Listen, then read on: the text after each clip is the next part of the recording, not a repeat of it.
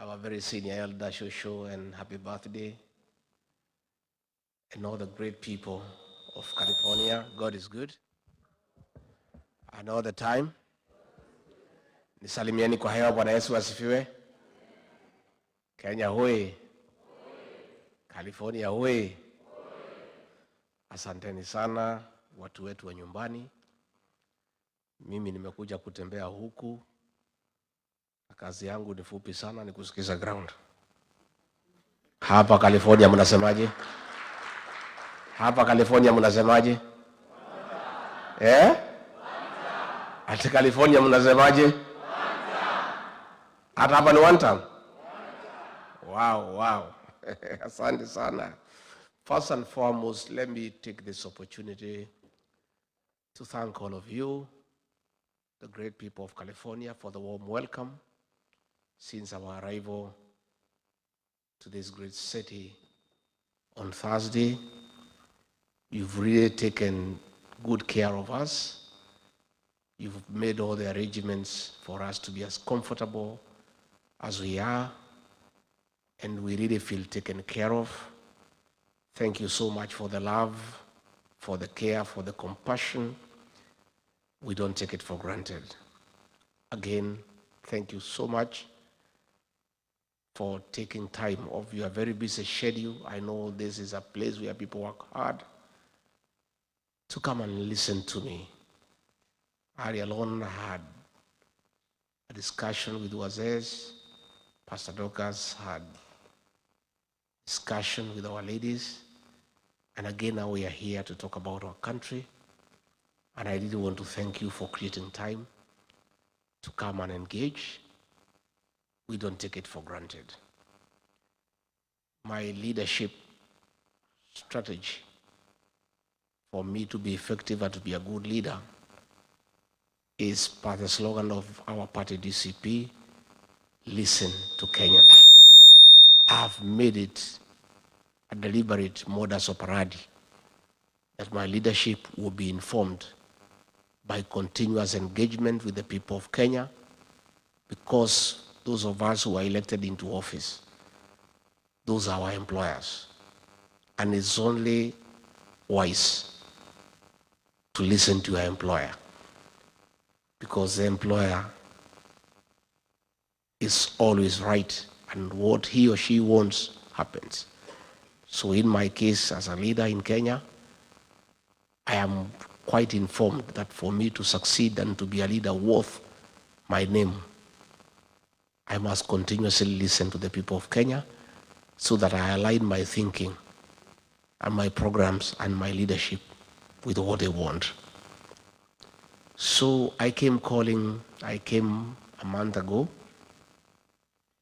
and I've been around various states, and I'm here in California. And I want to say that I've had very meaningful engagement with our people here in the United States. And I'm a wiser person.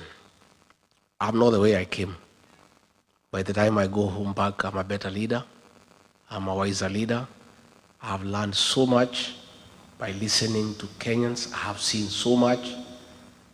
And I must tell you, you guys are great people, that you have come to a foreign land and stamped your authority by succeeding. You are having businesses that are very successful. Where you are employed, you have made impact. Tafadhali mujipigie makofi. Pongezi. And that encourages me that much as we are having problems back home, all is not lost, because our greatest asset as a nation is a human resource at our disposal. And if you guys have succeeded here in the United States, where things are working and systems are right, it takes clear to everybody that if we get working systems at home, things too can work. And I'm looking for that partnership with you, where we can work together and fix our country, because at the end of it all, east or west, home is best. And you didn't leave Kenya because you hate Kenya. No. You are not here because you hate home. No. You came here to look for greener pastures and to expand your territories and to look for opportunities that were not available back home. If those opportunities were available back home, you'd be at home. And therefore, you have a duty, and I've heard most of you tell me, you like to come back home and help us grow our country and build our economy. But it's only fair that as you come home, you cannot leave a working system to come to one that is not working. So it is in your interest that we fix our country. When systems are working at the right time, you can come back home. And we are offering a different kind of leadership, a different module of governance to right what is wrong in our country and to make sure that things are working the way they work here. And that is why I have had this continuous engagement. Before I explain to you what I think we can do together as our people from the diaspora and we as a new administration in Kenya for the benefit of our country, let me first bring you to speed of what is going on back at home. I'm sure you know quite a bit of what is going on, but probably you have not had the benefit to hear it from an insider who has been in government and somebody who also talks to many people every day to analyze situations and what is going on back home. What is going back at home is that the president we elected, most of you, ourselves, we campaigned for him, has turned against the people of Kenya and become a dictator who cannot be told by anybody, and he's running down the country and nobody can talk to him. And he has compromised the opposition. He has captured Parliament and Senate, and there is nobody to hold him to account. And since nature abhors vacuum, our young children, the Gen Zs, filled that space and became the opposition in Kenya and said, no, what is happening is not acceptable. It shouldn't happen, and it's within the constitutional right, freedom of speech, freedom of expression, to say no. And then the president embarked on a very brutal purge and reprisal against the young people, leading to very violent abductions, forced disappearances, and extrajudicial killings. And as a result, in the last 2 years, many young people between the ages of 12 up to 24 have been killed. Others have been maimed. Others have disappeared. They are not known where they are. And there is a lot of fear. There's a lot of anxiety. There's a lot of anguish in the country as mothers, as fathers, as all of us as parents cry for our children. Things have gotten so bad that the president doesn't fear anymore to support the killing of children publicly. His minister for Interior publicly and shamelessly gave an order of shoot to kill to policemen and said, if you see anybody near a police station, just shoot and kill, despite the fact that a police station is a public institution and Kenyans have every right to go to a police station. Instead of William Ruto admonishing the minister for going against the Constitution, he went ahead and issued further orders himself that people should be shot in the leg. A president saying publicly, shoot them in the leg, harm them, then take them to hospital on their way to prison. That is how callous he has become, and he doesn't hide anymore. It's the extent of the impunity that is very worrisome to the people of Kenya. That a leader who is elected by the people has the audacity to threaten Kenyans and issue orders for them to be harmed, to be injured before they are in prison. Even before Kenyans could recover from that shock,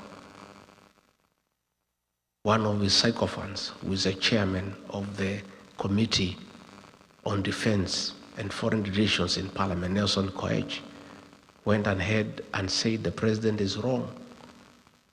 He's too soft, he's too lenient. They should not be shot on the leg, they should be shot on the head. That is a kind of impunity that is in our country.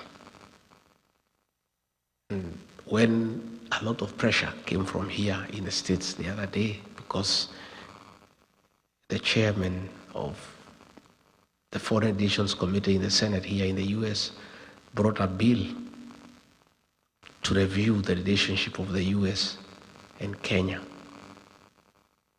in respect of the status of a non-NATO ally. They are trying to do some little interventions to deceive the United States and the world that they are doing something. So the president has now formed a committee to look into how to compensate those who have been killed. How do you kill people, then you compensate them?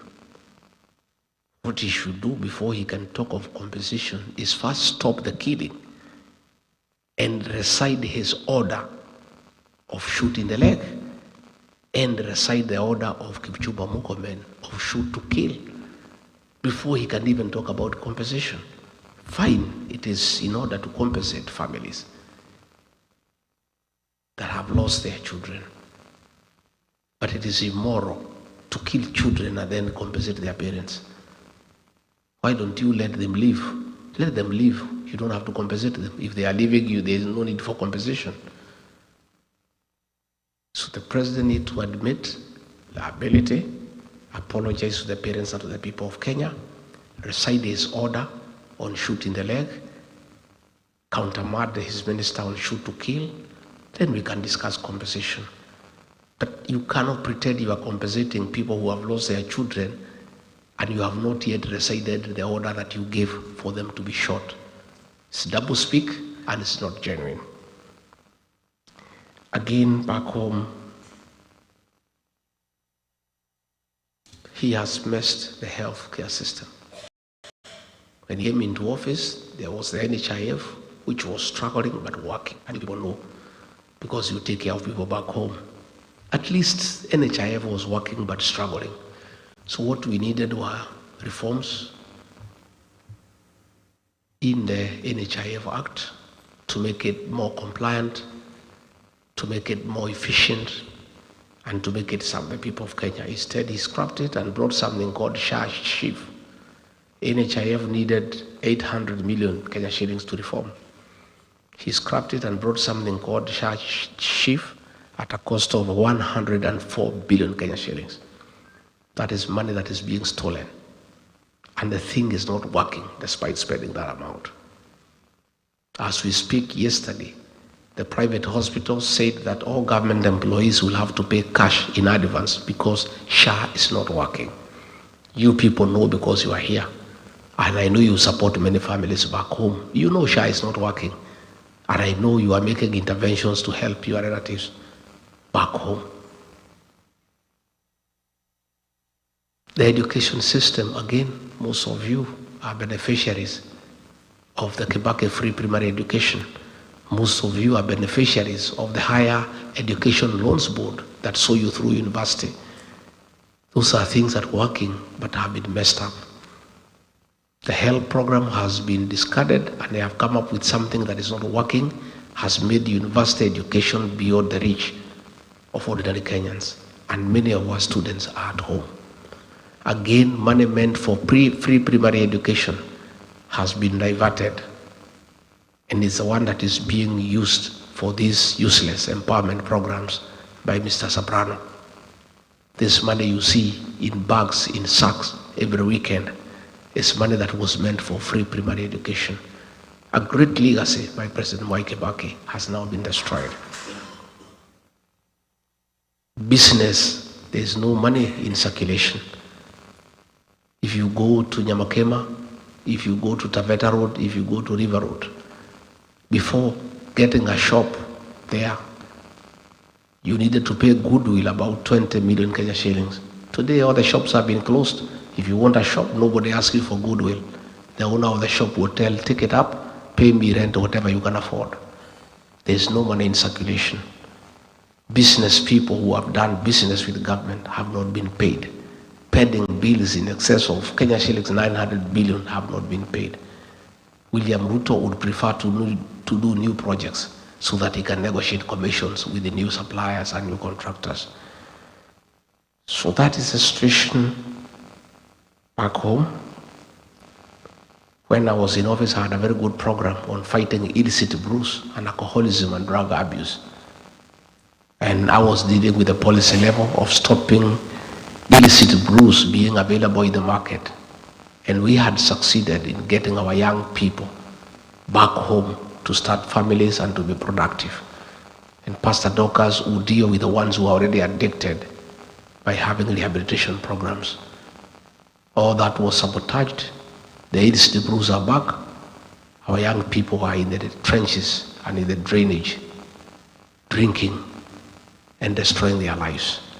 There's nobody to deal with the ones who are addicted, to assist our children who are suffering from drug abuse. So in a nutshell, we have that challenge, but the Kenyan people have realized their mistakes.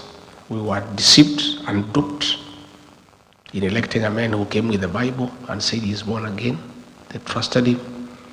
He said he'll put money in their pocket. Instead of putting money in the pocket, he removed the little that was there. Nothing works. The country is almost grinding to a halt. They are saying that I'm here in America talking ill of my country. I'm not talking ill of my country. I'm just talking the truth. And I'm not saying Kenya is bad. Kenya is a beautiful country with good people, but we have poor leadership. We are here talking about poor leadership. We are not castigating Kenya as a country. That is our country. And we are only talking because we love our country. We are saying the problem of Kenya is not Kenya. It's not Kenyans. It's not the air. It is poor leadership, and that is what we need to fix. So the Kenyan people have made an informed decision that the Constitution allows the president to go up to 2 terms. The first term, 5 years, which is a contract, is a social contract with the people of Kenya, subject to renewal on performance or termination on non-performance, period. And the people are saying that 1 term is enough. We are not going to renew the contract, we are going to terminate it. And that is why they are saying it's 1 term. I have seen his people crying all over, oh no, Kibaki did 2 terms, Uhuru did 2 terms, even as we must do 2 terms. There is nowhere in the Constitution says there is a must. It is subject to renewal or termination on performance or non-performance. William Ruto has failed to perform. He has messed the country, he has messed the economy, he has killed children, he has messed our relations with the neighboring countries, and the people of Kenya are saying, in view of the fact that you have failed to live up to our expectations, you have messed our country, we have a right as the people of Kenya, in accordance with the Constitution, to terminate the contract we had. So serve your 5 years and move on. We intend to get another new government to enter another 5-year contract with some other people. And that is the decision that has been made by the people of Kenya. Initially, he tried to say that it's a Kikuyu that is against him. But the people of Kenya told him, no. If it's a Kikuyus who are against you, all of us are Kikuyus. That was the hashtag. Because everybody in Kenya is feeling the effects of bad governance. Everybody is angry about the killing of young children. Kenyans are angry and hungry because of non-performance of the economy. So that is a decision the people of Kenya have made, and I'm part of that group of leadership that is seeking to be elected as president under our party, the DCP, and I'm working alongside other leaders, Kalonzo Musyoka, Martha Karua, Fred Matiang'i, Eugene Wamalwa, George Natebea, and all of us are offering ourselves to lead the people of Kenya, and we are working together. And we have agreed that all of us want to be president, but it's not possible for all of us to be president.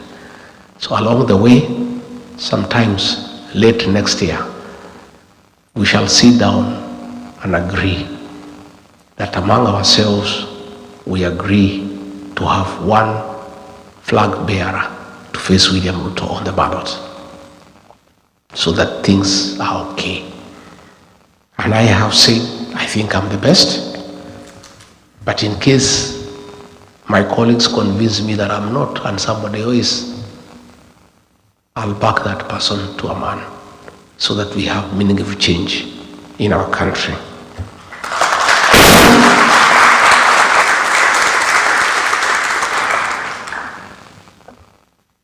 I have come looking for you people, first and foremost, to appraise you on what is going on home and to ask you to help us.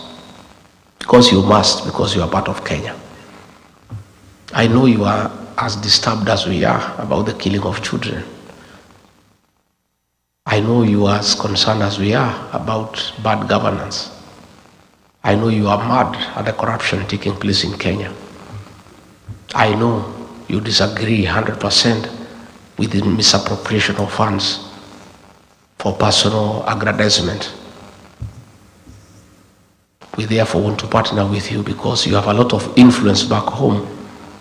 And I want to appeal to you to talk to people back at home and ask them to register as voters and join us in electing a new government that will respect the will of the people, that will create good governance structures, and that will bring prosperity to the people of Kenya. Utatusaidia nyumbani? Again, I want to seek partnership with you because you are important. It's true, Walubengo, that pastor was saying that you guys are useless, nobody needs to talk to you. Those are RUTO psychophants.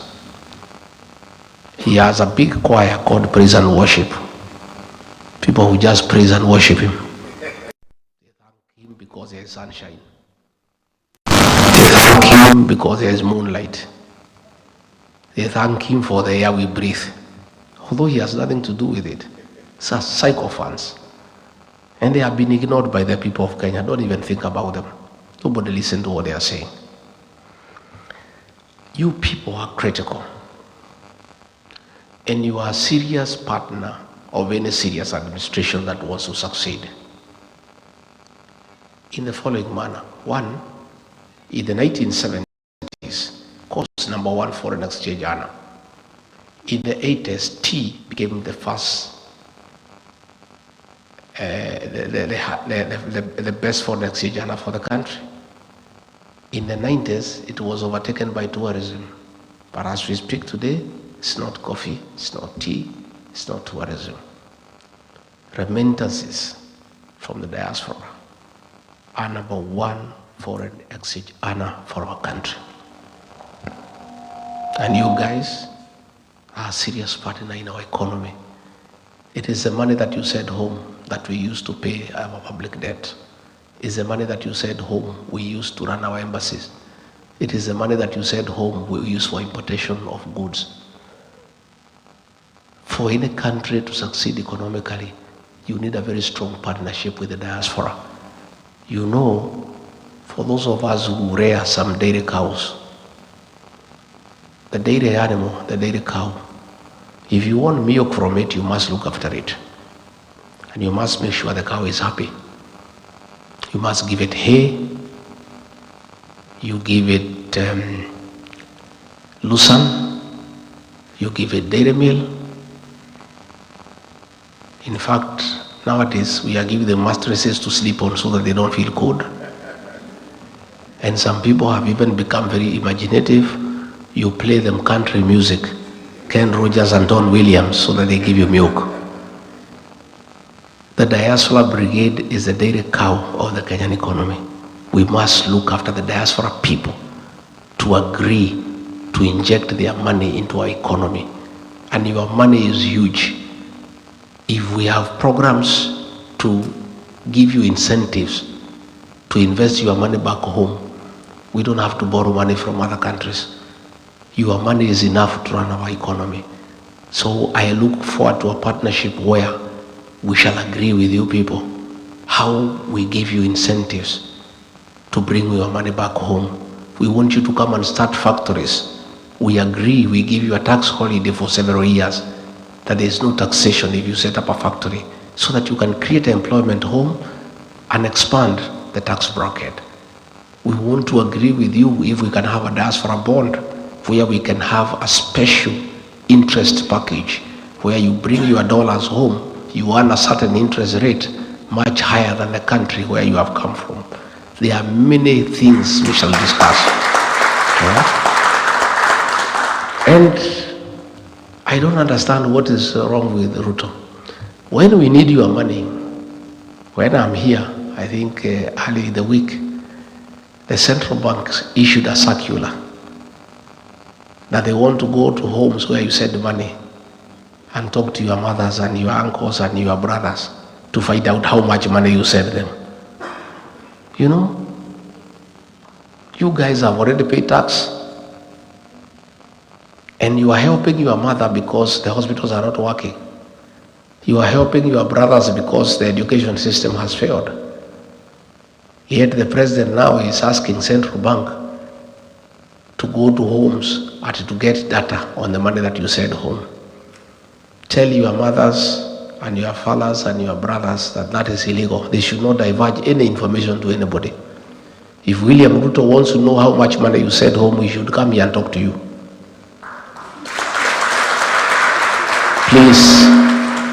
Please, William Ruto, don't harass our parents. Don't harass poor people back at home whose only crime is being held by people in the diaspora because your country is not working. If things were working, these people would not be sending any money back home. They needed the money themselves, but they send money home because things are not working. So that is being intrusive. We don't want too much government into people's lives. The work of government is to give services to the people. Let William Ruto build roads and hospitals, provide water, electricity, sewage, internet. That is what Kenyans want. But he cannot send people in homes with the fitina to ask people, oh, I hear your daughter is in America, how much does she send you? That is rubbish. And you must tell the people you help at home, there is no legal requirement for them to divulge the help you give them. That is very personal. That is personal information. It's like asking you why you love your wife. Do you have to give that information? It's privileged personal information that is confidential. So please tell your beneficiaries, those you help, not to give that information to anybody. Again, I want to interest you to invest home. Let's have a discussion. That is your country. Things are working here. Why not? Yesterday, I spent a day in Silicon Valley. And I went to Google, I went to Meta, and things are working. And what is amazing, at Meta I found 35 Kenyans who are driving Facebook, Instagram, WhatsApp. Kenyans, young Kenyans, knowledgeable. At Google I found a Kenyan there, a young guy there. They are the guys behind the success of that great establishment. Later on I met executives in the Silicon Valley running successful businesses. And you know, when I listen to people at Google, I listen to people at Meta on the ideas they have on innovations, on artificial intelligence, I was so embarrassed that despite having that kind of capacity with Kenyans to turn around our digital information technology, that our Minister for ICT is William Kabogo. Are you also not embarrassed? It's embarrassing. A guy who knows nothing about IT. He has no idea whatsoever. Yet we have Kenyans who are driving mega corporations in matters innovation here in the United States and all over the world. These are the Kenyans that I seek to partner with when we form government to transform our country.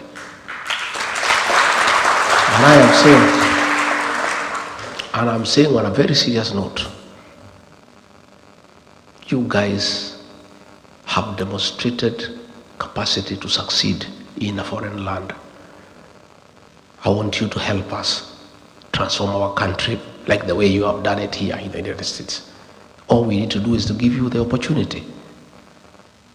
And you have a proven track record of success. Our embassies here abroad, we must ask you guys to help us run them. As somebody who has lived here in the United States for 30 years, a CEO of a company who has worked all over the States, has the necessary papers, PhD, masters. That is somebody you can give the embassy in Washington to learn. And that person knows everything. They know what Kenyans want, what challenges they are facing. They know these Americans, for them to attract them to invest at home, what they want, how to handle them, because they have been here with them. If you go to Kenya, an ambassador is appointed for 4 years. You get a politician, you appoint him ambassador to Washington. The first 1 year he comes is to look for a house, run and learn to know the streets and to know his way around here, and look for a school for his children. 1 year is gone. The second year he is trying to make friends with the Americans and the Kenyan people. A year is gone. The third year is to sit down to say, now that I know friends and networking, what can we do? He spends the whole year to do the plan. Then the fourth year is done, his record. But you guys, if you are appointed on Monday, on Tuesday you go and start working. You know everything. You know everybody. You know what needs to be done. So it's something that I want to do. Get the people out there to run our embassies on behalf of our country. Take care of Kenyans in those countries and have a serious network with the people of that foreign country and attract them to come and invest back home. That is a commitment that I want to give, and we're going to do it together. Again, as I wind up so that I can give you an opportunity to ask me a few questions,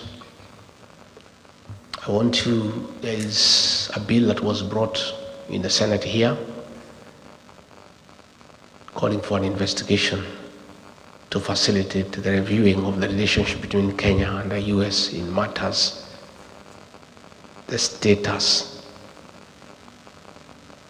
of non-NATO ally.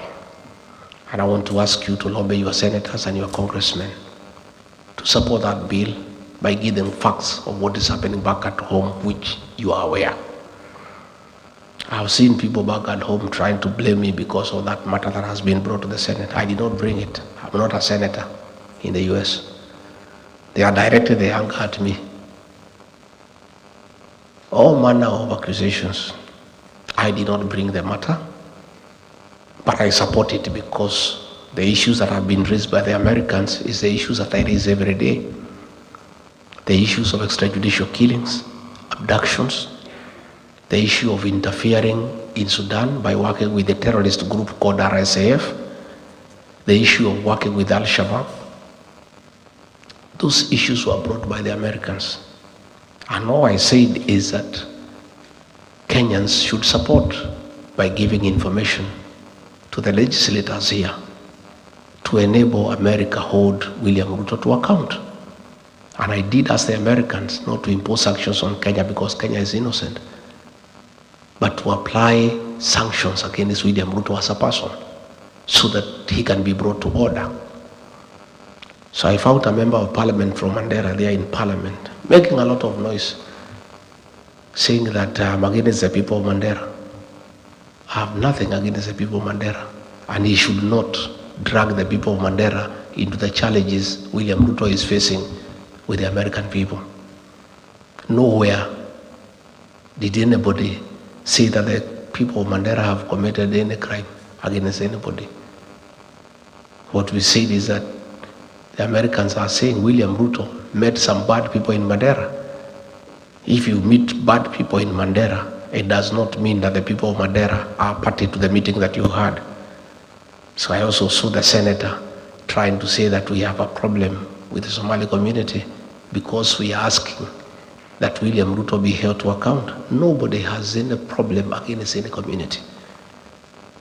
The Somalis are part of Kenya, and they are a very serious community that has done a lot in the transformation of our country and the economic development of our nation.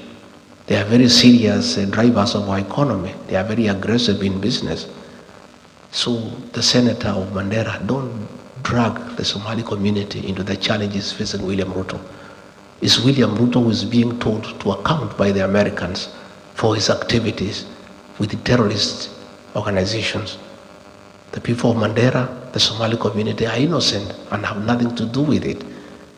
And by the way, I want to tell the politicians there in northern Kenya, if you want to defend William Ruto, defend him.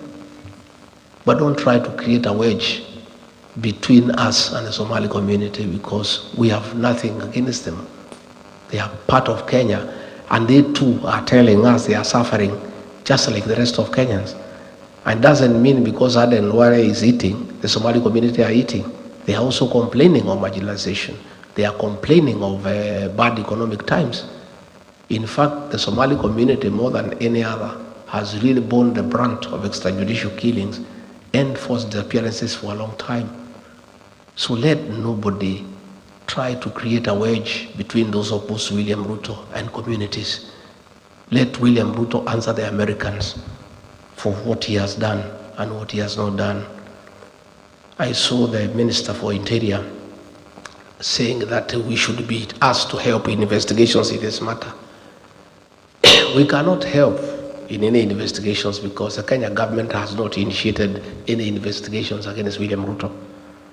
The people who have initiated investigations is the American Senate. So if there is need for us to help in investigations, we'll help the American Senate, not the Kenya government, because the Kenya government has not initiated any investigation. Number two, the Kenyan government cannot investigate William Ruto because those policemen work under him. And all the things he is doing of killing people and abducting people, he is doing with the very police. So there is nobody stupid enough to go and report William Ruto to the Kenyan police. Nothing will be done against it. So whoever sees, please don't sell fear to us. You know we cannot buy. In any case, it is the same CS who said that when 5 chiefs were abducted by Al-Shabaab, he said that they will go into negotiation with the Al-Shabaab to have them released. How can you negotiate with people you do not know? And since they were released after negotiations, the CS Interior knows much more than anybody else on who are the leaders of Al-Shabaab, because he said publicly that he'll initiate negotiations for the release of the 5 chiefs who were abducted. The 5 chiefs were released after successful negotiations with Al-Shabaab. So the CS Interior knows whom he negotiated with. So if he wants information as who are the leaders of Al-Shabaab, he is in a better position to tell the people of Kenya and the world and the Americans, because he has already had business with them that has been successful. So please, the Americans have asked the questions. I'm not the one who has asked. If I'm required to help, the things I know on the issues in Sudan, the dealings with RSF, I'm ready to help. But the Americans, not the Kenyan government, because the Kenyan government has not raised any issue. They are comfortable with what is happening. And you know, I see people threatening other people. I've seen that fellow called Soprano issuing a lot of threats every day. Oh, mimi ni fire, mimi ni noma. Oh, don't push me around. I want to tell Soprano to take time to read Wallace Soyinka. In one of his greatest works, he says, a tiger does not proclaim its tigerhood. It pounces. So, if you are what you say you are, act. Don't keep on threatening. You know, that's what Ole Soyinka says. A tiger does not proclaim its tigerhood. It pounces. So please spare those threats for other characters. Rig G is beyond threats, and you know it. And we must speak for the people of Kenya, because if we don't do it, there will be no country. You have compromised Raila Odinga, you have bought parliament, you have bought Senate. If you succeed in silencing us to talk for the people of Kenya, who will speak for the people of Kenya? I cannot be intimidated. The Gen Zs cannot be intimidated. We'll continue to speak for the people of Kenya for as long as it takes, until we are able to remove this government from power and get another government that is responsive to the needs of the people of Kenya, that respects human rights, that has good governance, that is accountable and transparent, and a government that is prepared to be held to account by the people of Kenya. And in the parting shot, I want to ask the UN Security Council to take note that Kenya is an anchor state that has played a very significant role in the Horn of Africa and ensuring there is peace and stability. And the American government has worked very closely with Kenya in supporting anti-terrorism activities with finance and intelligence. We want Kenya to remain there. We want Kenya to continue playing a very important role in stabilizing the Horn of Africa and the region. And the problem is not Kenya. The problem is the leadership. So the UN Security Council, the United States, they need to deal with William RUTO so that Kenya is preserved to continue playing that important role as an anchor state to ensure there is peace and stability in the region. But when we get a reckless leader who is interfering with the affairs of the neighboring countries and working with those opposed to those governments, that is why Kenya's name is being cast in bad light. So, mimi nimeshukuru sana. I have said many things, and nataka mniulize maswali ndio niweze kujibu.